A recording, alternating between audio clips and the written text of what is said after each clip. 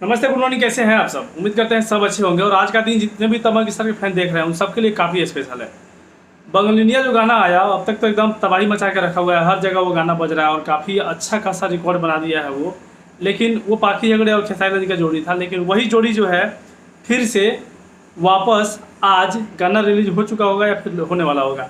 अब बड़ी बात यह है कि इस गाने में हमारा फेवरेट जोड़ी है। इस गाने में जिसको मैं फेवरेट जोड़ी मानता हूँ भोजपुरी इंडस्ट्री का, खेसारी लाल जी के साथ में शिल्पी राज जब भी आती हैं तो मेरा फेवरेट जोड़ी बन जाता है।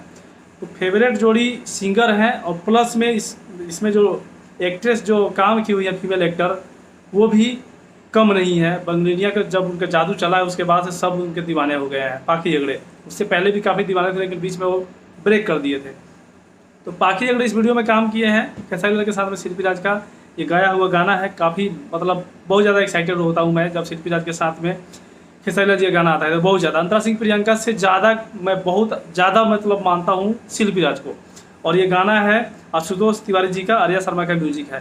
ये रिलीज होना था 6:15 बजे। 6 बजे मैं इस वीडियो को अपलोड करूँगा। अगर 6:15 बजे के बाद ये वीडियो को देख रहे होंगे आप तो रिलीज हो चुका होगा। अगर रिलीज हो चुका होगा तो बस आप हमें कमेंट करके बताइएगा कि गाना आपको कैसा लगा है, वीडियो देखने में कैसा लगा है और सुनने में कैसा लगा है।